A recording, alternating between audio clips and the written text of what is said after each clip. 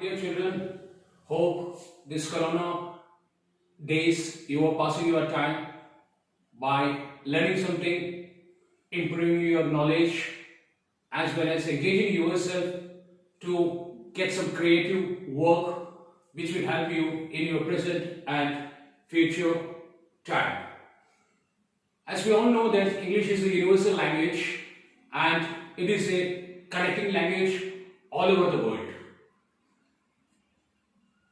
Today, as in our previous video session, we have already discussed about sentences, kinds of sentences, noun and pronouns. But today, because this part of grammar is inevitable to have a effective as well as a fluent communication skill as well as a written skill in English language, because we are going to discuss about the main important part of grammar, that is preposition. Now, as all we know that preposition is a word.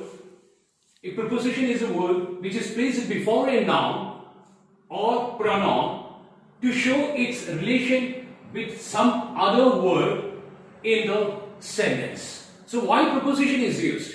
Preposition is used to make a relationship between the words so that they can get a meaningful as well as a meaningful content.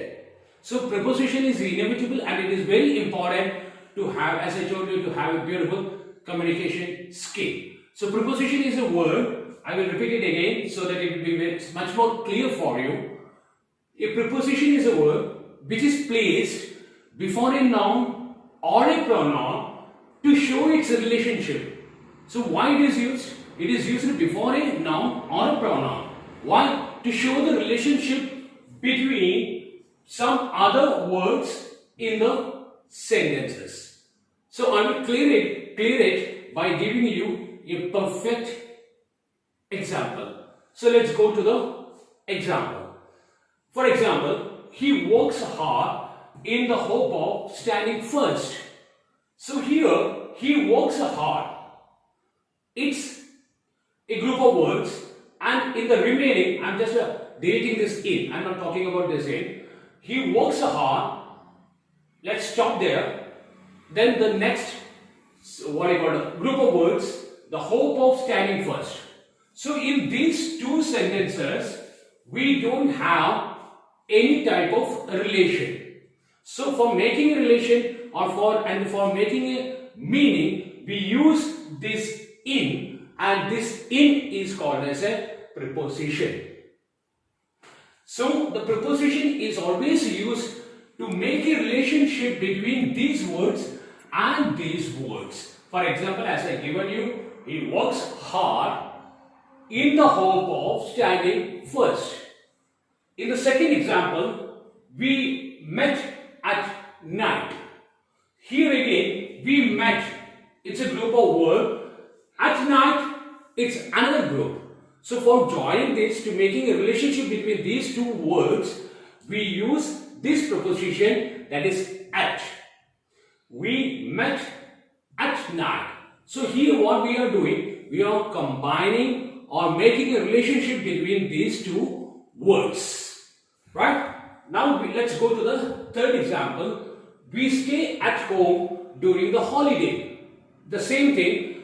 We stay is a group of words, and home during the holidays, it's a group of words. But when we are not using the preposition, it doesn't make any type of meaning, or there isn't any relationship between these two words. So for making a relationship, what we are doing, we are adding this preposition at.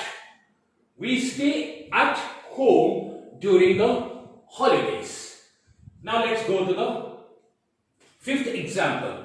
I will be there by 10 o'clock. The same way, I will be there, it's a group of words.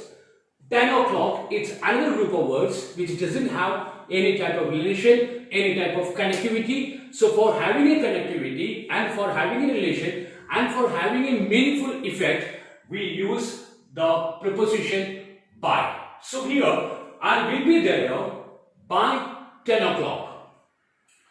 Next, in the sixth example, it has rained for 3 hours. It has rained, it's a group of words. 3 hours, it's also a group of words. The same thing, to have a connectivity, to have a relationship, we are using this preposition by. It has rained for 3 hours. So here, the for is the preposition which gives a connection with the two sentences. The last example, he pointed to the tree. He pointed is a group of sentence to the tree.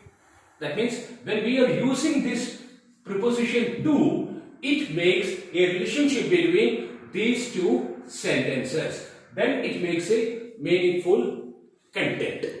Now, in the above sentences, the word in, at, on, during, by, for, and to are preposition. As I told you earlier, I have defined here what are the prepositions and why they are used. It is already told to you.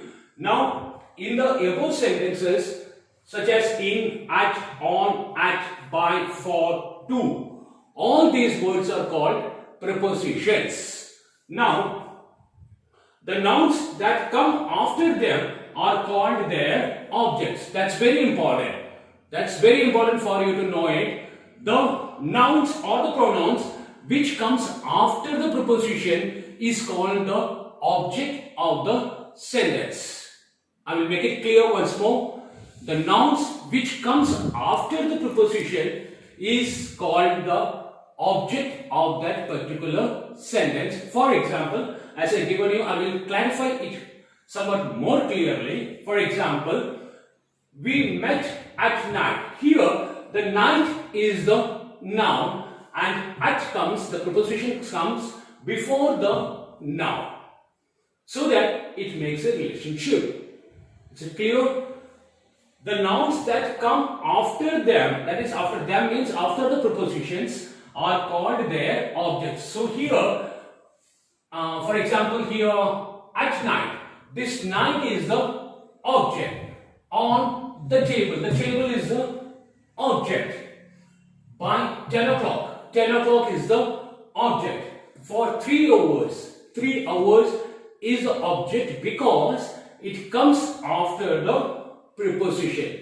Any word which comes after the preposition, that I'm talking about the noun, which comes after the preposition is called the object of that particular sentence.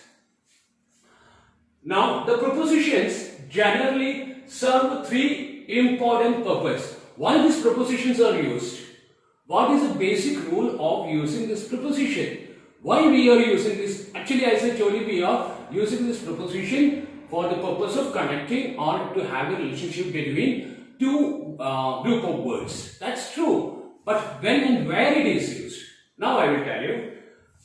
The prepositions are basically or generally used for indication of time. We use preposition to indicate, to specify about the time. Not only for the time, but also indication of place. We use prepositions to indicate time, place, and as a part of the verb. It's a part of the verb. The preposition is also used as a part of the verb. It is used to indicate time, place, and also it serves as a part of the verb. So this is the basic. I'm just giving you a basic tips of preposition because it is a long one and it will take time and it will be very difficult for you people to understand it in a strength. So what I am doing is I am making a bit of part of prepositions so that it may help you, and definitely it will help you to understand it clearly one by one, so that it will be not at all difficult for you people. So hope that this video session may definitely help you to have a beautiful, effective, as well as a fluent communication skill, as well as written skill. Thank you, dear students, and wishing you the very best. Have a beautiful day. Thank you.